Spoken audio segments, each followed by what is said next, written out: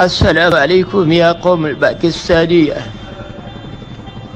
هذا البيغام الوابدية يا وابدا. تاسو را سره دا ویډیو لګه شانتي وګورئ خان دی بانه او دا ویډیو به د نور ملګرو سره هم لګه شیر کړئ. الله دې وکړي چې دا د وابډې تر حکامو پورې ورسي په دې باندې چې کومه دی اکشن.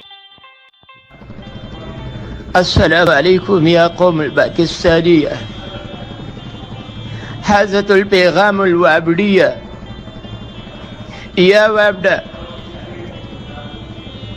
شب اليوم المنافقين كل شلماشم لشب أوازة يا ماشية يا قرمية أواز الحازة أوا كل شل الوالدين بإخواب البيخية. واليوم القيامة هذا حاتة الأستاذ قريوانية يا أفسرة اليا الأرمينية كل شو الحرام الأخرية. واليوم القيامة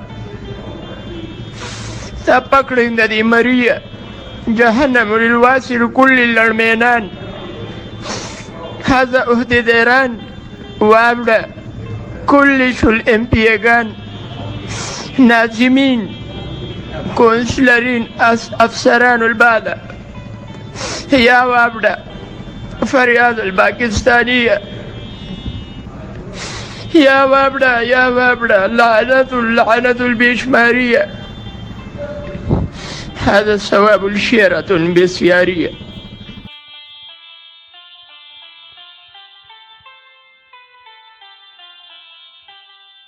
بسم الله الرحمن الرحیم. السلام علیکم ملګرو، زم احمد سید او نن سبا زمونږ په ملک کې د لوډ شیډینګ ډیر غټ بحران روان دی.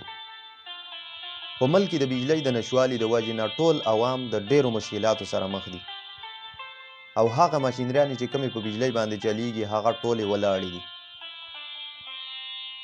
په دې سلسله کې د ملک د مختلفو حصو نه خلکو د وابډې حکامو ته او اعلی چارواکو ته فریاد وړاندې کړی دی په هره ژبه کې: اردو، پښتو، انکو، سرایکی، بلوچي، سندي، داسې ډېر زبانونه دي په هغو کې چې کومه دی پیغام اعلی چارواکو ته خلکو وړاندې کړی دی. خو یو ورور چې کومه دی د دې حالاتو نه ډېر زیات تنګ شوی دی او هغه خپل فریاد په عربۍ کې دې حکامو ته وړاندې کړی دی او الله دې وکړي چې د دوی تر غوږونو پورې ورسي.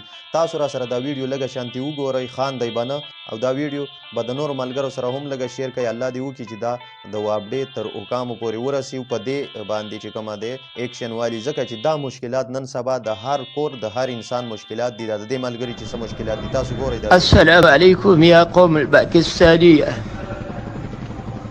هذا البيغام الوابدية يا وابدا. شب اليوم المنافقين كل شلماشم لشب أوازة يا ماشية يا قرمية أواز الحازة أوا كل شل الوالدين بإخواب البيخية. واليوم القيامة هذا حاتة الأستاذ قريوانية يا أفسرة اليا الأرمينية كل شو الحرام الأخرية. واليوم القيامة تبقر عند دي مرية جهنم للواسل كل الأرمينان.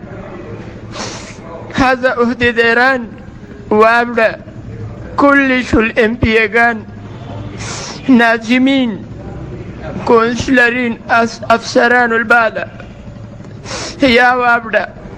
فرياض الباكستانية يا وابدا يا وابدا. لعنة البيشمارية. هذا ثواب الشيرة